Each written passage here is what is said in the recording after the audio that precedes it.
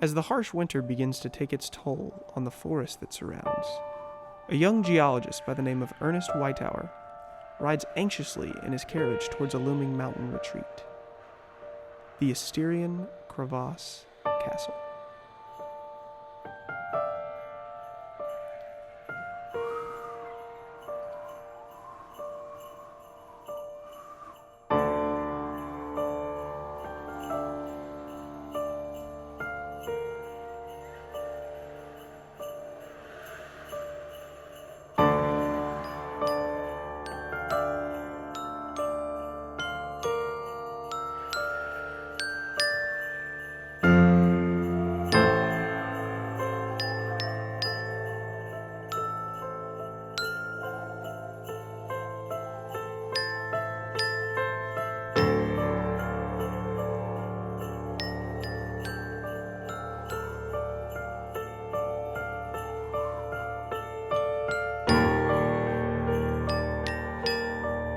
As the carriage arrives at the entrance of the castle, Whitetower is greeted by an unreadable and rather decrepit-looking bellhop.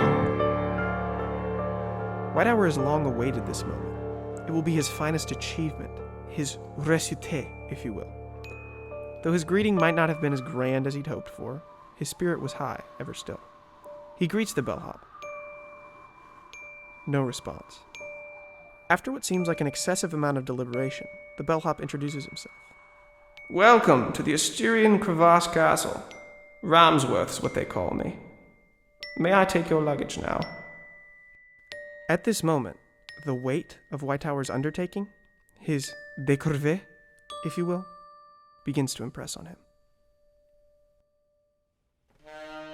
Ramsworth leads Whitetower through the Gothic-style entryway into the main lobby, where he is greeted by a peculiar spectacle.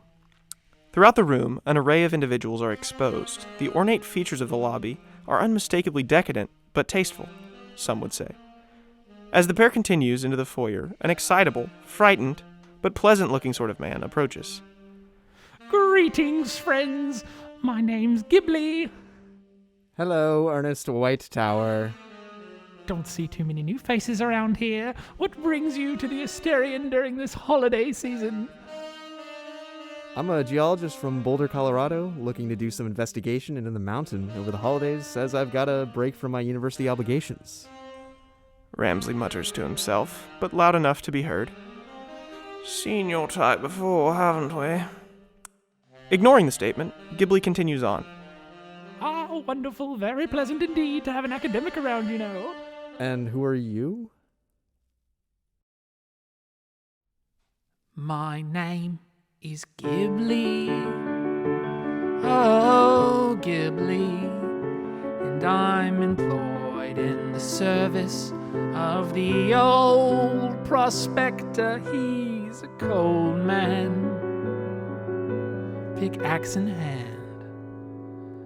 But I do as I'm told, splitting rock and panning gold,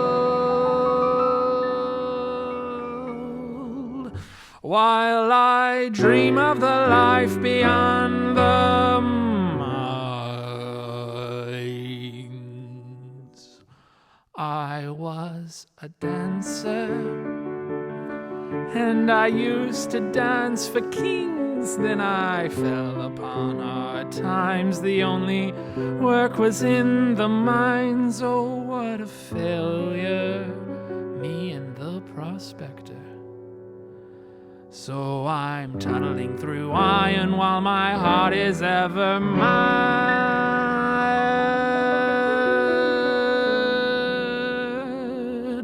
And I dream of the life beyond the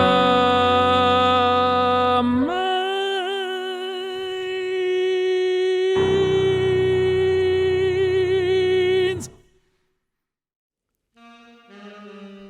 The trio, walking now, enter the grand dining room, where a sparse few guests sit quietly, eating the remains of their dinners to the sound of the house band, the Wheelers. Suddenly, Gibli exclaims, "Oh, how silly of me! I haven't introduced my master." Whitetower thinks this a bit odd, of course. Says nothing. Gibli beckons Whitetower over to a corner table so dimly lit, it's impossible to see anything at the table aside from the flickering flame of the candle and the shadow it casts on the hardened-looking face. Master, I would like to introduce you to a new guest of the Asterian, Ernest Whitetower. Mr. Whitetower, this is Sir Oleg Gorbachev. Pleasure to meet you, Mr. Gorbachev. My master says it's lovely to meet you. Gibli looks nervously between the two men. Lovely to meet new people around the holidays, isn't it? Just lovely. Well, I do look forward to getting to know you both. With that, I will take my leave. At this point, Whitetower turns to find his luggage at the feet of a nearly deceased-looking Ramsworth. Are you ready to go to your room, Mr. Whitetower? My apologies, indeed. As they exit the dining room, Whitetower catches the eye of a well-traveled, honest-looking older man, sitting alone, enjoying the musings of the Wheelers. He beckons Whitetower over to his table. You come seeking the mystery of the mountain. If it is mystery you seek, it is mystery you will find. At this, the man stands up, offers his hand to Whitetower. I bid you a good evening, monsieur. As he ascends the grand staircase, behind Ramsworth, Whitetower inquires. May I ask who I just spoke to? Ramsworth sighs loudly. Of course, sir. That was renowned French Cubist master painter, Olivier L'amour. He's supposed to be here finishing his masterpiece of his collection. Intrigued, bewildered, and determined, Whitetower closes the door of his stateroom, locking himself away for the night. Unbeknownst to the young geologist, the secrets of the Asterian are looming. As Whitetower descends the stairs on the next morning, he is greeted by only a crackling fireplace in the grand entryway. He directs himself to the dining room where he finds a few guests eating breakfast silently. After he finishes his supremely adequate meal, he decides to set off to get his bearings on the castle. He does not make it far before he runs into a rather cold-looking familiar face, outside a window. He opens the ancient-looking door to find the kind-looking old Frenchman from the previous evening in front of an easel on a veranda deck, lightly dusted in the morning snow. Whitetower exclaims, Ahem. Ah, monsieur, good morning. Pardon my interruption, sir, but may I ask what it is you're doing out here in the freezing cold? Ah, oui, the fresh air often clears my head for painting, you see. Right, and what is it you are painting? Whitetower leans forward curiously to get a glimpse of the canvas that he can only see the backside of. No one sees this until it is complete. No one! My apologies, sir, I didn't mean to. Don't worry, my boy. This will be my masterpiece, you know. Yes, I had heard this is to be your performance. Without acknowledging, Monsieur L'amour peers out over the mystical landscape.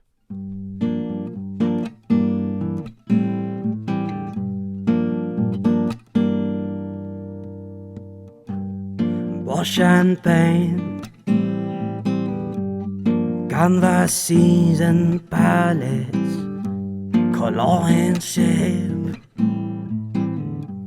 snow and mountains. I came here from Paris, here to paint my final piece, deep in the valley. I can feel darkness unleashed.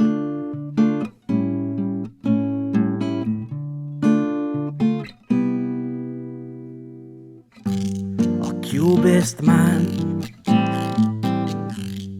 angle hands paint the lines for trees, the snow white land. All secrets on a leash. My magnum opus, the likes of which you've never seen, losing focus to things I feel but can't believe.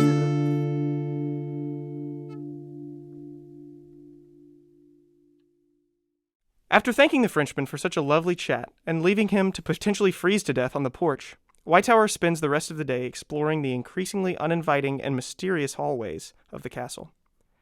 As dusk begins to set in, Whitetower runs across another familiar duo from the night before. Gibli and Mr. Gorbachev sit silently in the foyer, seemingly waiting for something. What they are waiting for will likely never be known. Gibli exclaims, Oh, Master Whitetower, are you coming to the little soiree this evening in the Evergreen Lounge? You must. All the socialites will be in attendance. I hadn't heard, but I will certainly make an appearance.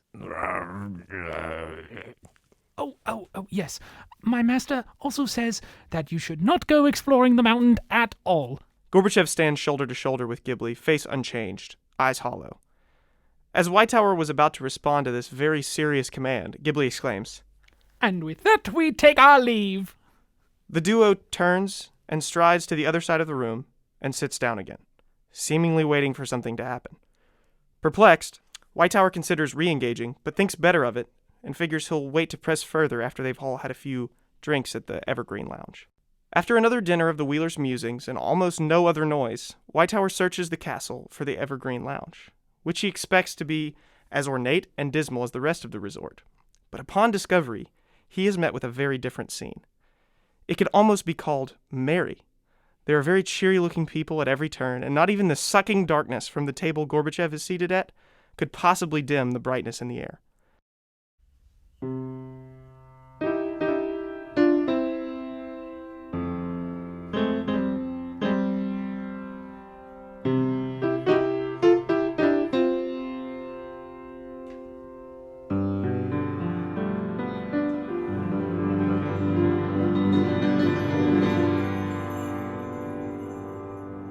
Well, the Evergreen Lodge is a nice old place. Got a lot of nice people with some ugly faces. The Evergreen Lodge is nice this time of year.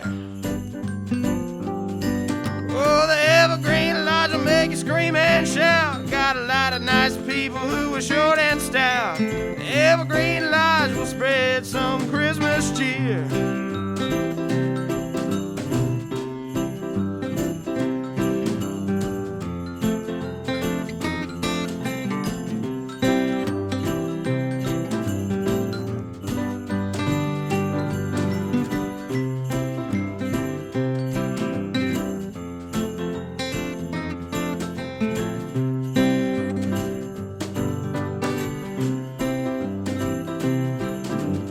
Evergreen Lodge will come and sit down. It's the best bar this side of the mountain. Come on down and drink your troubles away.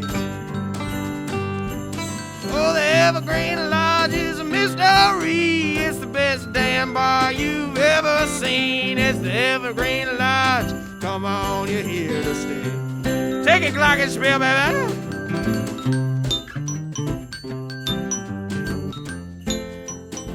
Merry Christmas, baby.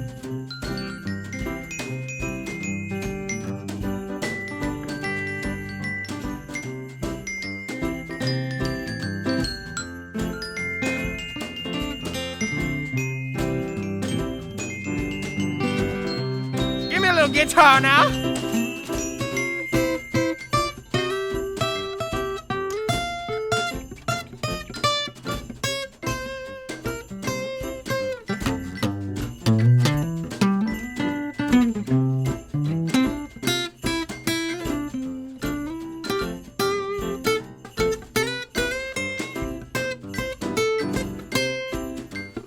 Little sleigh bell action.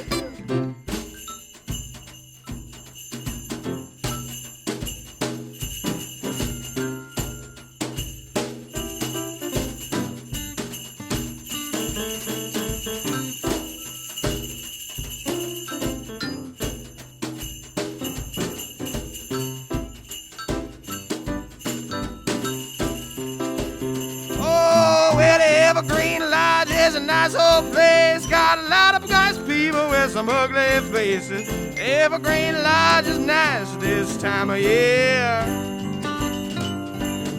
So come on in, sit right down, drink you a pint or two, have a good time. Evergreen Lodge will treat you like you're here. Oh, the Evergreen Lodge is here for you to forget your job. The Evergreen Lodge will send you right out of town.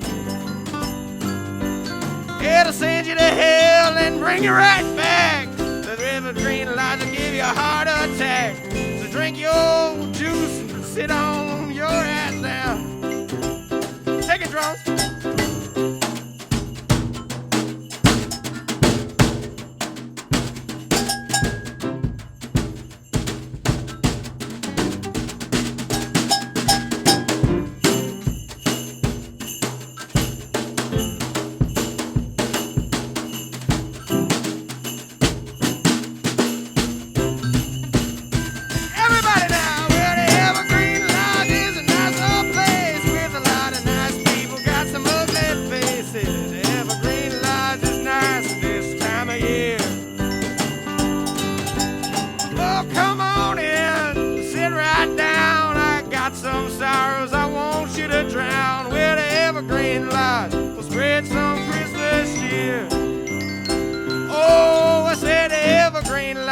Spread some Christmas cheer.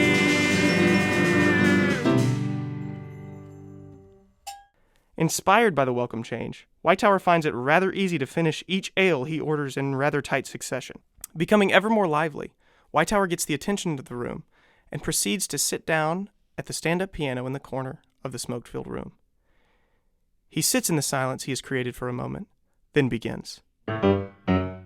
Jingle bells, jingle bells, jingle bell rocks, ornaments under the earth, mineral sediments a million years old, and your stockings are filled with gold. Jingle bell, jingle bell, jingle bell rocks, candies and trinkets no way, stalactites and stalagmites, magma and shale. I live out my Christmas fairy tale. It's the right time for some salt brine to rock the night away. Jingle bell time is a swell time to strip mine entire mountain and take all the surrounding community's resources away. Jingle bell, jingle bell, jingle bell rocks. I only need fossils for friends. They tell me the stories that humans cannot. That's the jingle bell, that's the jingle bell, that's the jingle bell rock. Woo! Yeah, strip mine. As the roaring crowd sings merrily in the Evergreen Lounge, Ramsworth sneaks away from the crowd, muttering to himself with a bottle of sherry. He had been rather liberally checking for poison or something to that effect. He makes his way into his favorite deserted stateroom, where he has spent many similar evenings miserating. I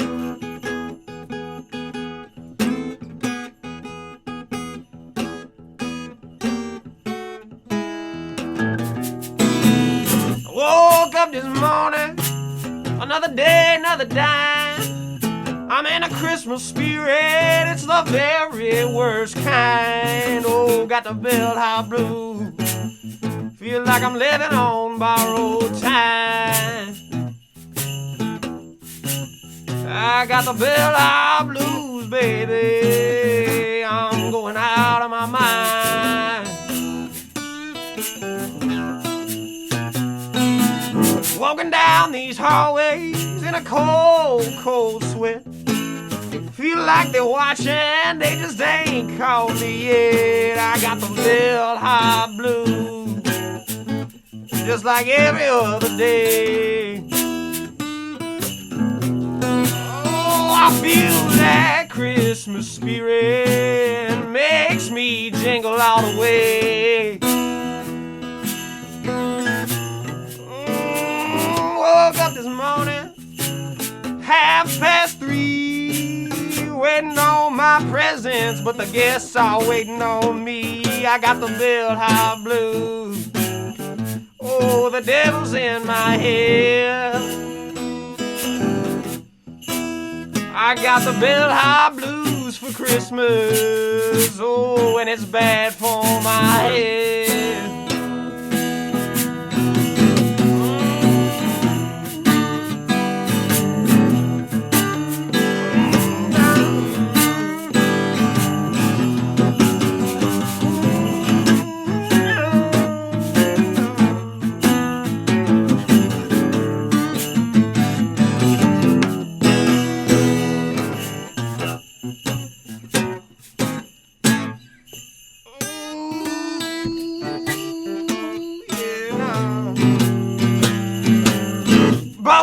me question, answer's always wrong. Says wish 'em Merry Christmas, only sing Merry Christmas songs. I got the bellhop blues. Man, I was wishing I was dead. Oh, it's a season of good tidings, but you know it is hell in my head. Woke up this morning in a Asterian hotel. Says it's heaven on the sign, but I know that it's hell. I got the bellhop blues. Oh, and I'm about to lose it all. And to all a good evening and a blue Christmas to all. Got the bellhop blues.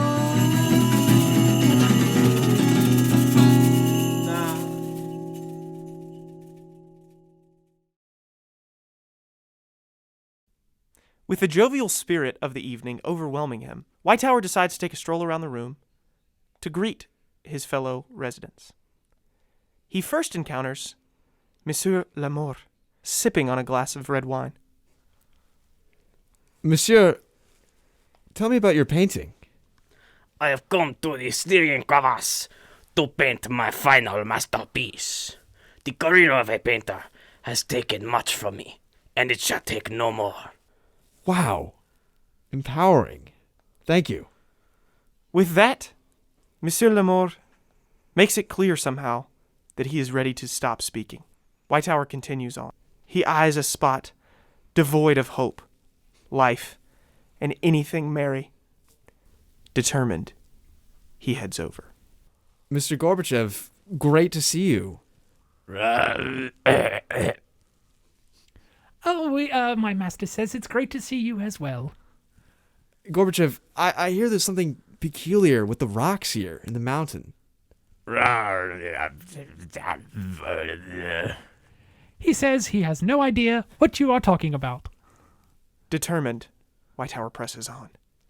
You sure? I hear you work in the mines. You must know.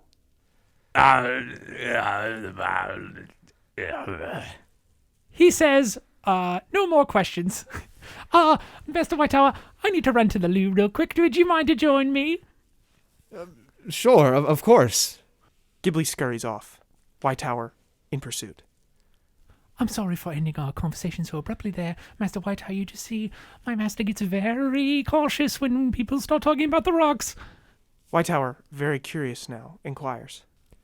But the rocks, I've heard their strange behaviors. I want to understand them further. I'm afraid I don't know much about the rocks themselves, but I can tell you that some years ago, in the year 1830, my master was in the mines, deep, and he came across something very strange indeed. All I know of the 30 men that went down, only my master returned, and he refuses to speak of it since. Whatever he found down there, I'm sure it is not good. I think you do best to stay far away from the mountain. A pit in his stomach slowly arises as Whitetower understands the gravity of the situation.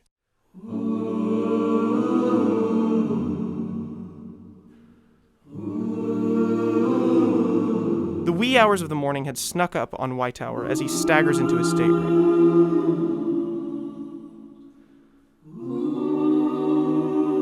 It seems almost as if the fires in the castle were all nearly out. As Whitetower unlocks the door, he slowly glances over his shoulder, as if he had seen something. It's nothing. He mutters to himself.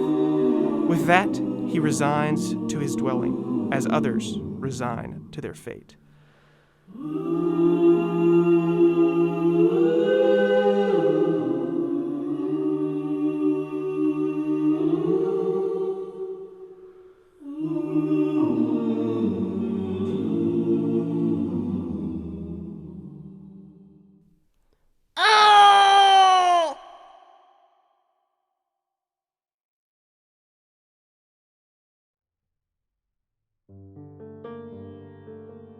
As Whitetower awakes, he is met with a chill to the air he doesn't recognize. As he makes his way downstairs, something seems off. There are an unusual amount of people milling about, faces uneasy. He stops at the desk behind which Ramsworth is positioned. Good morning, Mr. Whitetower. Can I help you with anything? Yes, I was wondering if everything is okay. Things seem a little bit tense. It is, isn't it? Ramsworth says, clearly conveying that he knows the cause of the tension, but will not give up the information easily. Whitetower slides a $100 bill across the desk. Pleased, Ramsworth nonchalantly sighs. Well, it seems a man has died overnight. A murder, they're saying. Odd sort of thing, too. Poor chap was found without an ounce of blood in his body. No need to be alarmed, though, sir. No need at all. Alarmed, and aware that any more information was going to cost him, Whitetower moves on to the dining room to investigate further. It is there that he finds who else? Gibli and Gorbachev, looking as lugubrious as ever. Whitetower decides to risk another altercation with the pair. Good morning, Mr. Gorbachev. Gibli? Oh, Master says morning. Have you heard about the events of last evening? Gibli winces, as though the words had physically hurt him. Yes, Master and I are aware of many happenings in the castle. Master says you asked too many questions, sir. Ignoring the comment, Whitetower continues. Do either of you know who the victim was? If you promise that you will stop asking questions, Gibli will answer. All right. They're saying it was Monsieur L'amour. Shocked, Whitetower thinks a moment, then says plainly, One more thing. Have either of you heard the rumor that there was no blood found in his body? Gorbachev turns his head faster than Whitetower thought possible to stare him directly in the eye. Gibli looks as if he's already fainted, but his body forgot to lose consciousness. Between heavy breaths, Gibli manages. Master says that in all his years, he has only known one being to kill in such a manner. Whitetower asks frantically, Who was that? I'm afraid, sir, that he's referring to the ghost of Christmas itself. Krampus! You see, sir, this is why you mustn't explore the mountain. The treasures you seek, the tales you've heard, they're all true.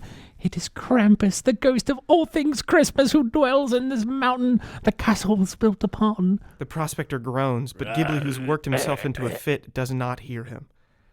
The floating stones you seek are there, and they contain very powerful magic that control the very spirit of Christmas. It's all very sinister indeed.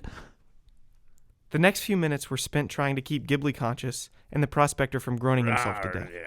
After things had settled, and Gibli regained what little color he possessed, and was out of earshot, Whitetower turns to the now calm Gorbachev and quietly says, Though I know you think it unwise, I must know the cause of these mysteries and see them for myself now more than ever. I would like to go to the center of the mountain. Will you be my guide? If you will not accompany me, I understand, but I intend to go regardless. After a long, uneasy silence, Gorbachev turns to Whitetower and makes a noise that Whitetower can only understand to mean, I will take you to the center of the mountain. After a long period of Gibli crying and Ramsworth groaning, it seems the group is ready to set off towards the center of the mountain.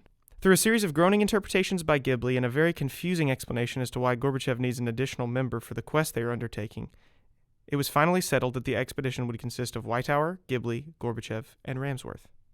Gorbachev and Gibli had explained that there's a dungeon in the castle that leads to an abandoned mineshaft that might be able to be cleared enough to enter, after which point all rules in reality will be irrelevant. Down they must go. As the sun sets outside the castle, the group nears the entrance of the dungeon. The door to the dungeon swings open, and musty air floods their noses. After a series of confusing turns through the cold, dark corridors, the prospector seems satisfied with their position and makes a casual groan. A quivering Gibli then hoists up the pickaxe that he had been carrying and strikes the stone floor of the hallway.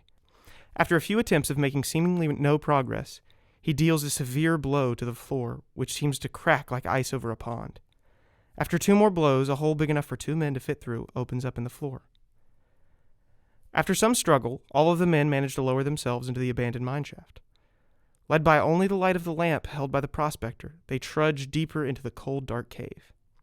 As they walk, a clearly irritated Ramsworth gestures to Whitetower. Do you even know what it is we may find down here, boy?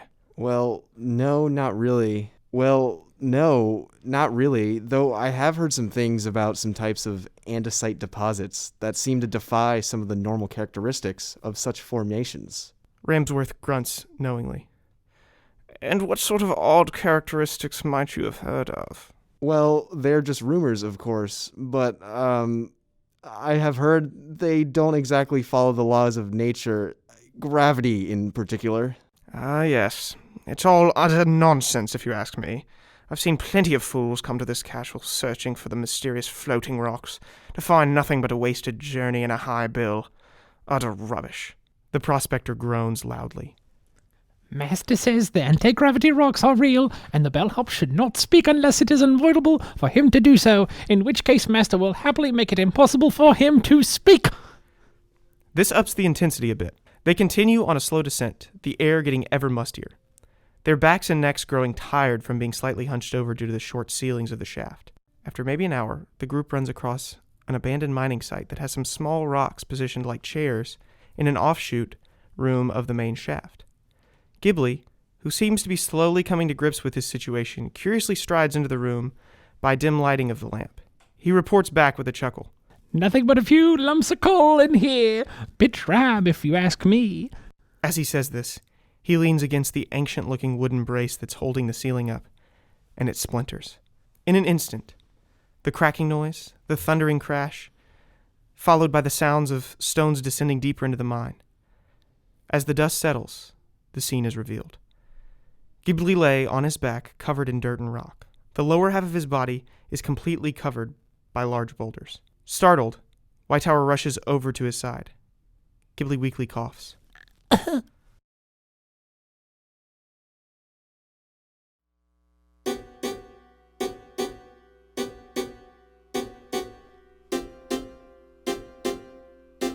So this is it. My final waltz. Brought down the house. Or should I say the cave? They said, break a leg. Well, I've broken them both. They said, Gibli, you'll do grand. Then I broke my neck. So this is it.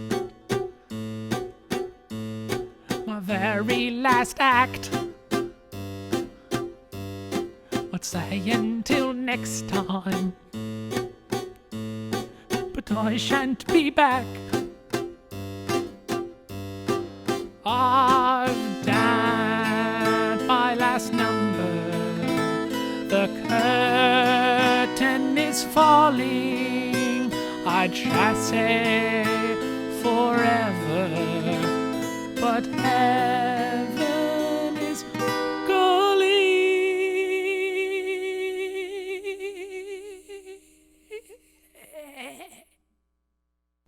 And with that, Gibli perishes from the earth. After a brief moment of paying respects and some light stretching, the group realizes that due to the event, their path out has been blocked almost completely by massive chunks of earth. This doesn't faze Ramsworth or Gorbachev at all, as they seem to have accepted that this would be their final act in this wretched land. Whitetower, however, is deeply troubled. Maybe we could cry for help or attempt to dig our way out? No response. Whitetower struggles with the boulders. Gentlemen, please help. As his pet is no longer here to interpret, I will take the liberty of speaking for Mr. Gorbachev, in saying, it's useless, my boy. There is only one way we can go now. Down. After several minutes of deathly quiet walking through the increasingly stuffy mine shaft, Gorbachev comes to a complete halt and makes a groan that could almost be mistaken for delight. In front of him sits the most downtrodden minecart in the history of minecarts. Alas, the old prospector climbs in, and gestures for the other two men to do the same. Ramsworth thinks about protesting, but instead concedes and jumps on the brake in the front of the cart. Whitetower thinks the plan bereft of any logic, but gets in the minecart nevertheless.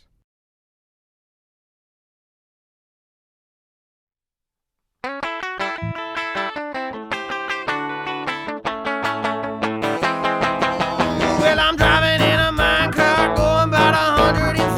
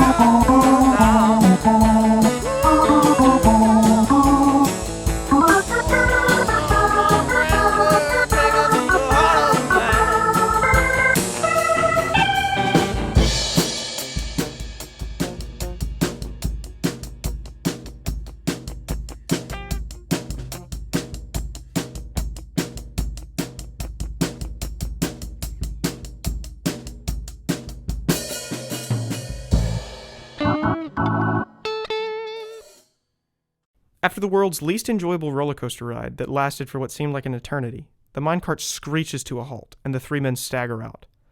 The prospector wasn't blinking. Maybe he never blinked in his life. Who knows? They seemed to have arrived at some sort of underground pool or lagoon. The small amount of liquid that Whitetower could see was completely still and black. There was an air in this place that seemed more sinister than anything Whitetower had ever experienced. Ramsworth is still swearing under his breath about the minecart ride, but Gorbachev's eyes were transfixed on the pool. Slowly, very slowly, Gorbachev bends down and reaches his hand into the water with it cupped. As he pulls out the small bit of water in his hands, it seems to solidify in front of Whitetower's very eyes. The newly solid object then rises out of his hand and floats to eye level, with a hazy purple shimmer surrounding the object like a halo. The anti-gravity rocks, they're real! This will revolutionize modern understanding of geology, gravity, and maybe even reality. He is cut off by a noise so deep and ominous that he loses control of his bladder. Across the pool, a blaze of fire appears in all directions around a silhouetted figure. The figure is no man. It is a beast. Its head has 5-foot-long horns protruding from each side, and what looks like a massive snout in the middle. It stands 15 feet tall. It moves its arm in a casual motion which sends a jet of fire out of its hand and strikes a spot in the cave that illuminates the entire cavern, which is filled with evil-looking markings and floating formations of rocks that all have a purplish glow around them. With its face now exposed, Whitetower can now see the full, grotesque evilness. It has the head of the goat, maybe a dead goat, with fire for eyes. All around bad news. Carlos Aquitanis, Carona, Abelgis matrona et sequana, Deuide,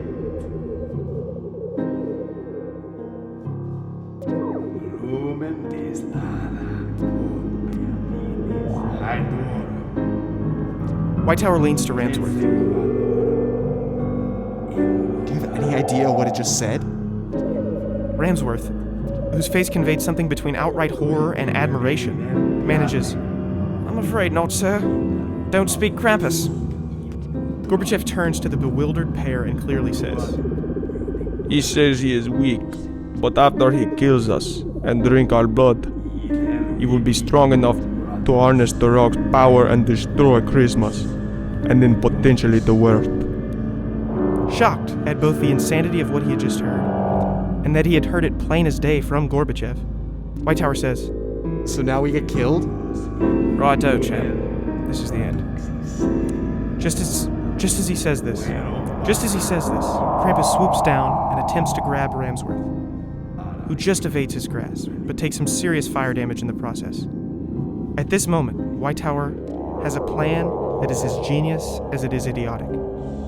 He jumps into the pond. Cannonball. The burning sensation is indescribable.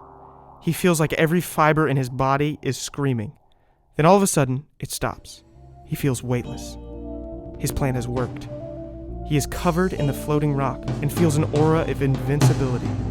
He opens his eyes to see that he's 30 feet in the air, looking at Krampus in his inferno eyes.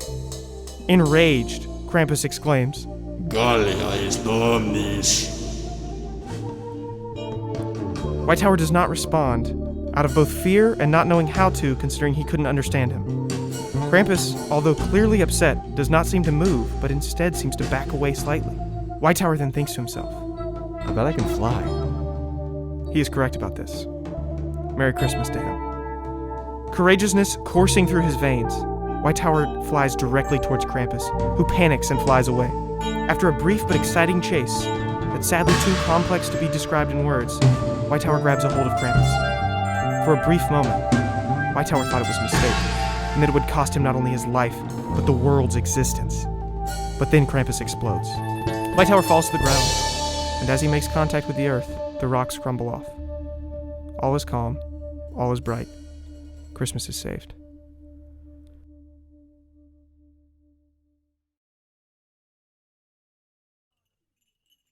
Rocking around the Krampus cave, oh, Christmas has been saved.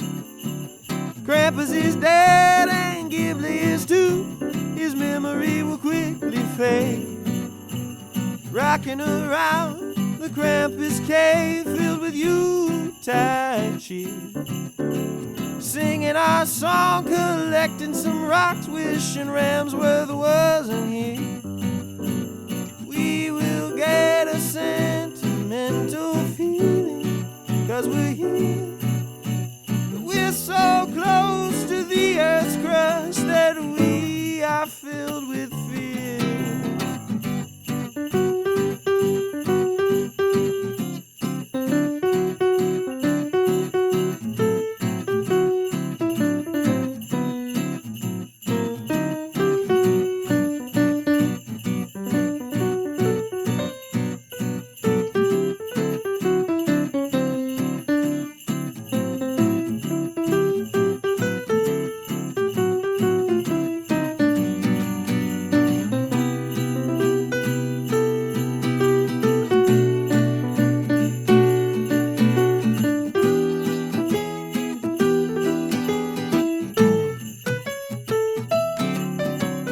Rocking around the Krampus cave, Santa Claus, we hope you're well.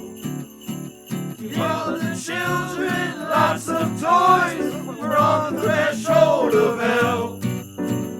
Rocking around the Krampus cave, running out of oxygen. See you next year as we rise from our graves